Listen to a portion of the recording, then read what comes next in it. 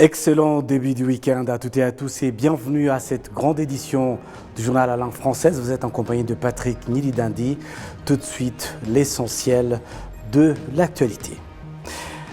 Des experts en sécurité et certains politiciens estiment que la racine des problèmes sécuritaires en Afrique se situe au niveau de la mauvaise gouvernance et la non-compréhension de la responsabilité à travers soi-même des solutions. Cette indication a été faite au cours des débats précédant la clôture du symposium sur la sécurité nationale 2024. Le ministre des Affaires étrangères et de la coopération internationale du Rwanda, le Dr Vincent Biruta, a fait savoir que le problème d'insécurité sur le continent et les solutions apportées aux problèmes sans tenir compte de leurs racines. J'espère que nos différentes opinions vont nous diriger dans la prise de décision pour trouver des solutions effectives et durables aux problèmes existants. Mettre les idées en application, c'est ça le problème majeur auquel nous sommes confrontés. Il n'existe pas de remède miraculeux à tel ou tel autre problème, mais nous devrions trouver la voie qui présente différents moyens et complets pour leur trouver des solutions tout en nous focalisant sur leurs racines avant que ne surgissent les conséquences.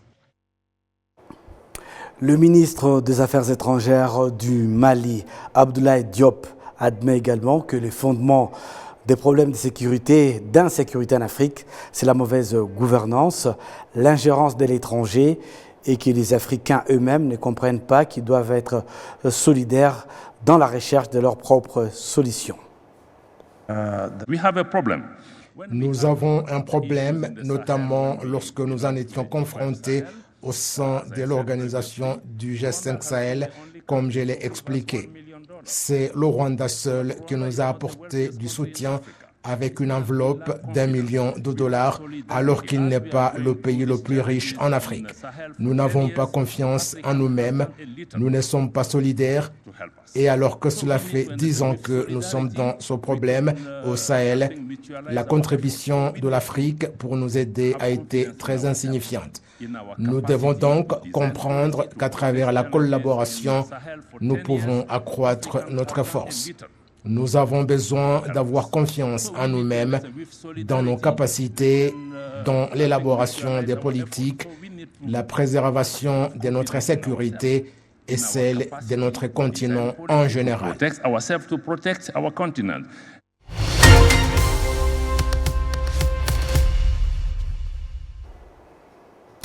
Bienvenue à l'entretien de la semaine. L'entretien de la semaine reçoit M. Bougira Mihingo Peacemaker. Bonjour et bienvenue dans le studio de la télévision rwandaise. Bonjour Patrick. Nous vous recevons aujourd'hui en tant que commissaire au sein du mouvement panafricaniste. Nous allons évoquer ensemble avec vous cette importante journée du 25 mai, la journée de l'Afrique. Première question, c'est quoi le panafricanisme ? Merci beaucoup. C'est un grand honneur pour moi de représenter le mouvement panafricain au Rwanda sur ce plateau. Pour répondre à votre question, je dirais que le mouvement panafricain qui est, je dirais, guidé par le panafricanisme est un mouvement qui promeut l'unité, la solidarité et le développement du peuple africain. Voilà en bref ce que je peux dire du panafricanisme. Vous qui êtes panafricaniste, est-ce que vous pouvez nous expliquer c'est quoi être un panafricaniste ? Être panafricaniste, c'est d'être, je dirais, imprégné par les valeurs de nos ancêtres qui ont été, je dirais, au centre de l'indépendance de l'Afrique. Et ça, c'est un. Et puis de deux, c'est de toujours militer pour décoloniser nos mentalités. Durant cette période je dirais, coloniale, où on fait face à certains défis persistants dans cette voie vers je dirais, l'indépendance qui n'est pas seulement politique et que nous avons eue depuis des années, mais aussi l'autonomie, je dirais le développement durable et aussi essayer de changer la vie de nos chers citoyens, peuples africains, et celle de la diaspora africaine qui est dans d'autres continents. Voilà brièvement ce qui doit animer tous les Africains dans ce voyage combien important pour pouvoir se libérer, je dirais, de l'héritage colonial. Revenons, si vous le voulez bien, sur cette importante journée du 25 mai. Est-ce que vous pouvez nous dire l'importance de cette journée pour l'Afrique? Merci beaucoup. Ce samedi, le 25 mai 2024, nous allons célébrer encore une fois la journée africaine de libération, qui est une journée qui nous fait penser, je dirais, à la formation de l'OIUA, l'Organisation de l'Unité africaine, qui a été transformée à une autre organisation en 2002, qu'on appelle, je dirais... Union africaine. Union africaine, oui, merci beaucoup, en 2002.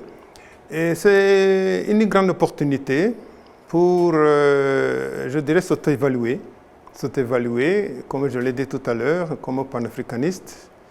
Ça, c'est un. Et de deux, c'est de voir les perspectives d'avenir par rapport aux défis qui persistent, que nous devons surmonter pour avoir une Afrique libre.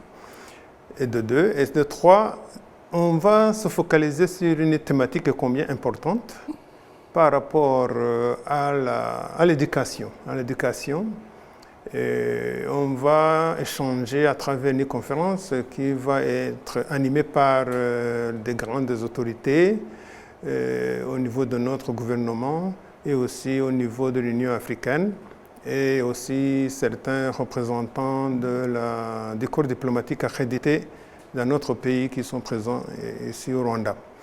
On va voir si ce que nous avons pris comme Africains, si nous donnons la place qu'il faut aux citoyens à travers l'éducation qui est, je dirais, transmise dans différents échelons de l'école, que ce soit l'école primaire, l'école secondaire, l'école, je dirais, au niveau supérieur et université, pour voir si nous sommes dans un bon chemin, je dirais le droit chemin, par rapport à l'agenda 2023, qui guide le développement de l'Afrique dans les différents secteurs, que ce soit politique, économique, sécuritaire et aussi, pourquoi pas, d'autres secteurs, surtout la coopération régionale et internationale. Voilà ce qui va animer la célébration de cette journée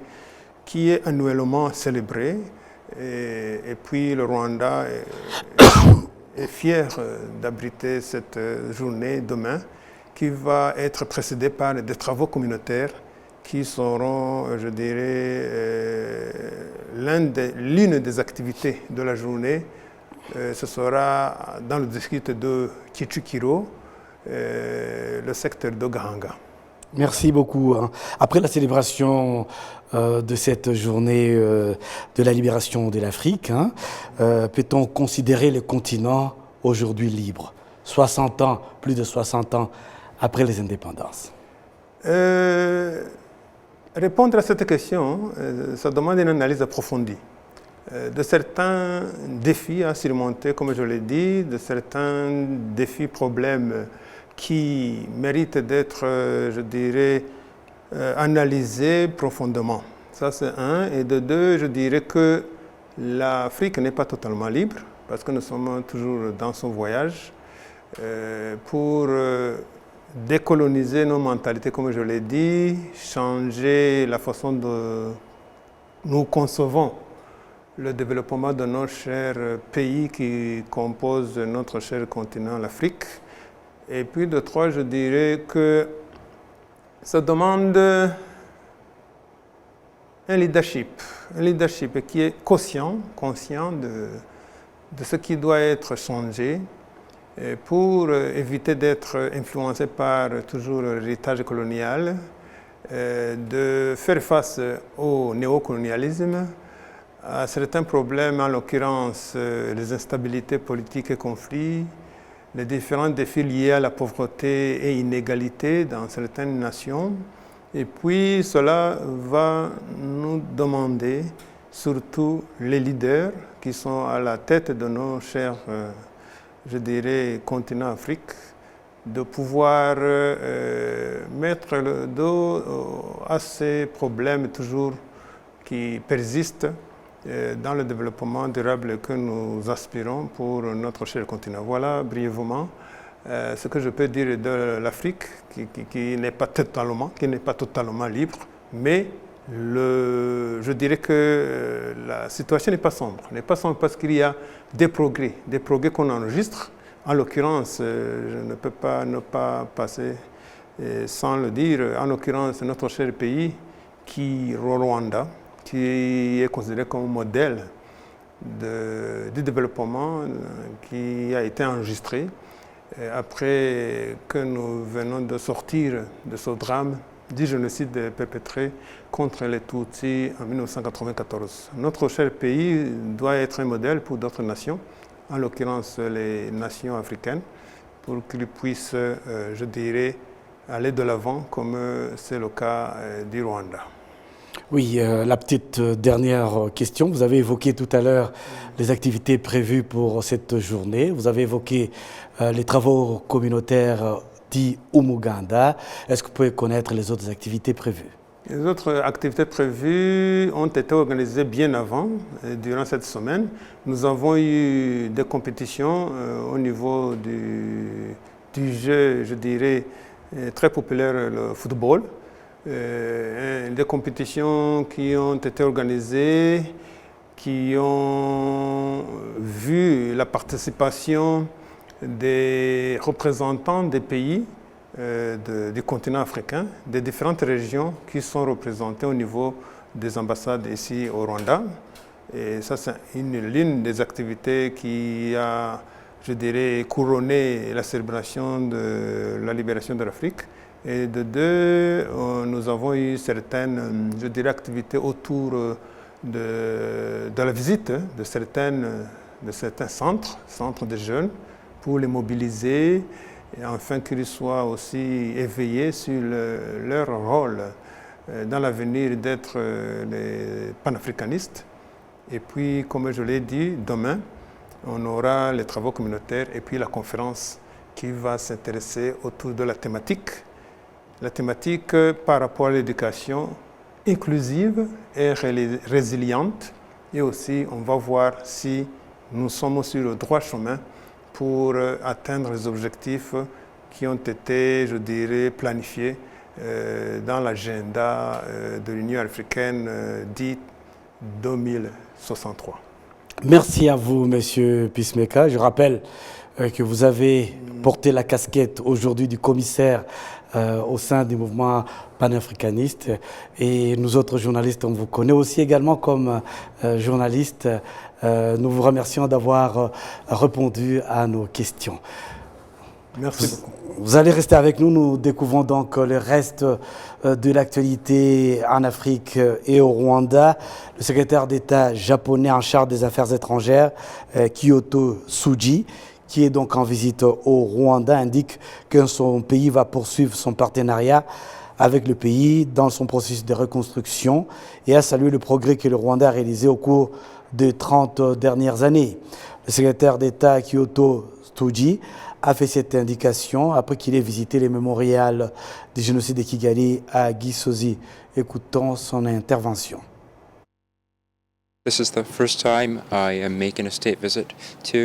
C'est pour la première fois que j'effectue une visite de travail au Rwanda et je ressens la peine et la souffrance de ceux qui ont perdu leurs proches pendant le génocide.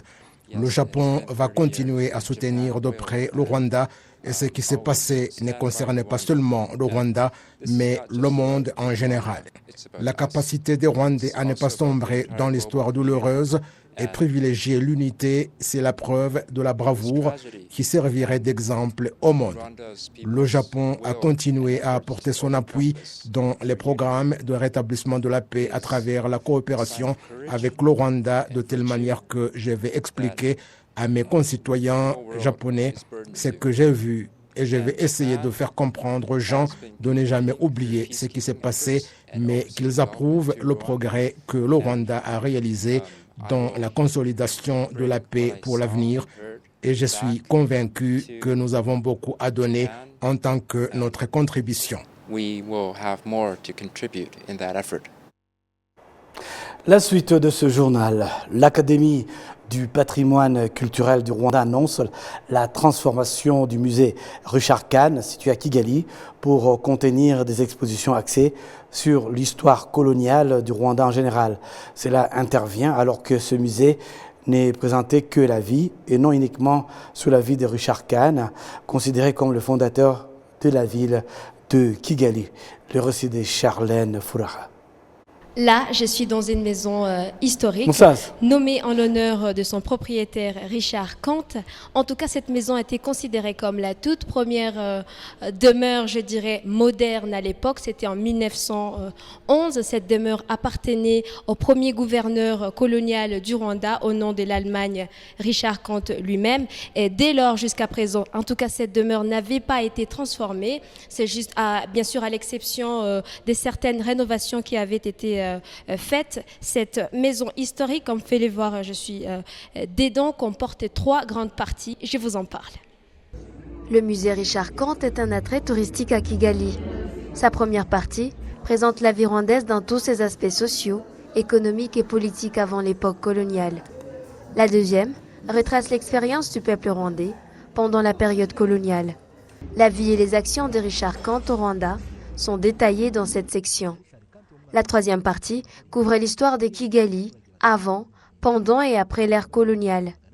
L'ambassadrice de l'Allemagne au Rwanda estime qu'un changement d'aspect de ces musées est un pilier essentiel pour transmettre l'histoire complète du colonialisme du Rwanda à la nouvelle génération. Si on voit dedans, vous avez vu le grand photo là, de la conférence de Berlin. Aujourd'hui, bon, ça nous choque, n'est-ce pas, de voir des vieux hommes blancs là, assis à une table et décidant le sort, pas seulement de leur propre pays, mais également d'une belle partie du monde. Aujourd'hui, je trouve ça choquant. J'imagine qu'à l'époque, il y avait également des gens qui trouvaient ça choquant, mais ils n'étaient pas au pouvoir. Mais le pouvoir était le colonialisme. Et de voir ça et d'apprendre des mécanismes anciens, je trouve ça extrêmement intéressant et valable et important pour l'avenir sur ce monde où on n'a pas besoin de plus de conflits, mais de coopération, d'essayer de comprendre la perspective des autres et surtout de parler, d'échanger et d'être tout le temps dans un discours entre êtres humains, entre hommes politiques, entre femmes politiques et entre les représentants de différents pays. Le Rwanda a lancé le projet de rénovation du musée Richard Kant en collaboration avec le gouvernement allemand. Le musée ne mettra plus uniquement l'accent sur la vie de Kant, mais sera transformé en un lieu racontant l'histoire de la colonisation allemande au Rwanda. En plus de l'histoire de la colonisation allemande, le musée Richard Kant offre également d'autres attractions, telles qu'une collection de serpents de diverses espèces qui attirent de nombreux visiteurs. Ces expositions sur les serpents, ainsi que d'autres aspects, seront maintenues dans les musées après la transformation.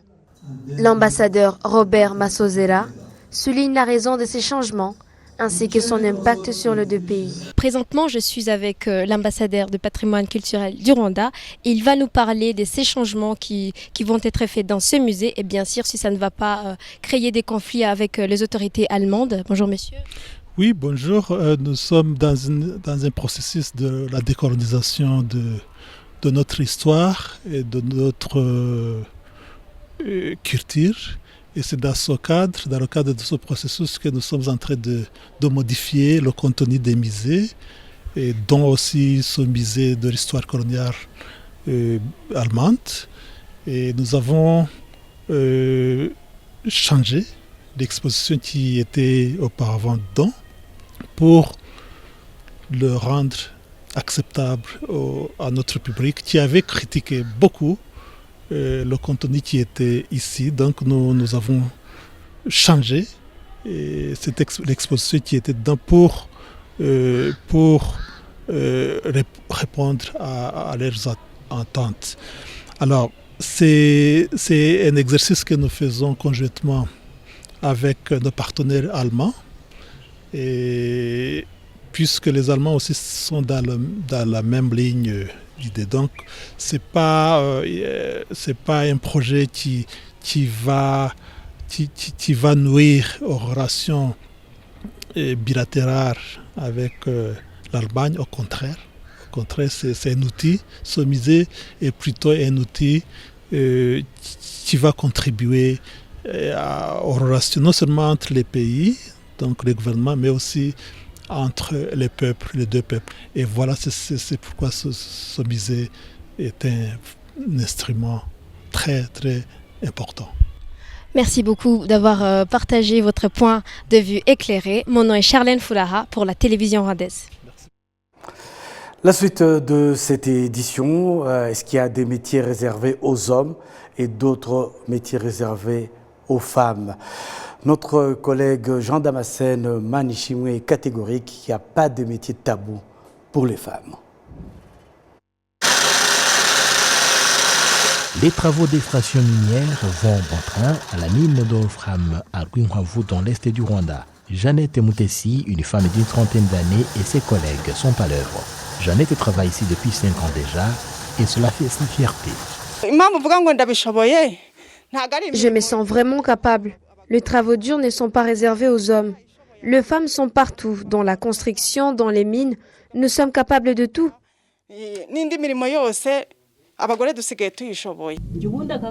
J'ai débuté ce travail étant très jeune. Je me suis développée et je me suis mariée à un enseignant qui réalisait que j'avais beaucoup d'argent. Pour briser les tabous qui conduisaient à sous-estimer la femme, Yusta Yordania, une jeune fille d'une vingtaine d'années, a choisi, elle, la mécanique automobile, une orientation dont elle est ravie. La vie actuelle est très exigeante, mais embrasser de métiers peu fréquentés comme la mécanique nous offre des opportunités. Toute femme qui s'y lance ne chôme jamais. Si les femmes ont réussi à contourner la tradition qui les limitait à certains métiers, ça ne s'est pas fait sans peine. Le président de l'association des travailleurs miniers au Rwanda explique. Quand j'ai abordé les femmes et les filles, j'ai trouvé que c'était un peu difficile au début parce que la culture ne leur permettait pas, surtout les ports de salopettes, des bottes.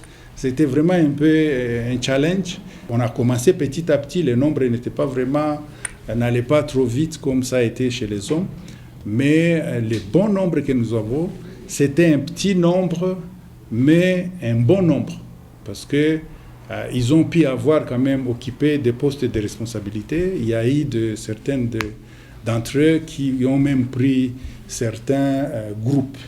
Parce que chez nous, ils sont regroupés en ce qu'on appelle sous-traitance. Nous avons eu certaines femmes qui ont pris la sous-traitance et certaines filles d'ailleurs. Et ça a été une bonne chose. La Fédération rwandaise du secteur privé se dit satisfaite des efforts consentis pour promouvoir l'égalité du genre au Rwanda, mais estime qu'il reste encore des défis culturels à relever. Nous sommes très satisfaits parce qu'effectivement, comme je le disais, sous ce leadership aujourd'hui, il y a beaucoup de décisions qui ont été prises. Il y a les policy makers qui tiennent compte du développement de la femme, de la contribution de la femme dans le développement du pays. Mais si je reviens vers le secteur privé, il y a énormément de choses aussi qui ont été faites. Il y a des associations pour les ingénieurs, associations pour les femmes qui travaillent dans les banques ou qui gèrent les banques, plusieurs associations qui regroupent des femmes et qui promouvoient la femme. Maintenant, il y a encore des problèmes. C'est dans l'état d'esprit des gens. Il faut qu'on ait beaucoup plus de he for she comme notre président qui aide les femmes à réfléchir et à développer des grands projets. Les femmes, ce n'est même pas qu'elles ne sont pas capables de développer des grands projets, mais elles ont besoin de l'appui de leur famille. Quand je parle de l'appui de leur famille, des fois c'est le mari, c'est la famille, c'est l'état d'esprit qui est encore là, qui respecte la culture rwandaise, la culture africaine, où c'est l'homme qui décide et que la femme, elle vient au second plan. Sauf qu'au jour d'aujourd'hui, tout le monde peut contribuer au développement de la famille et donc au développement de l'économie.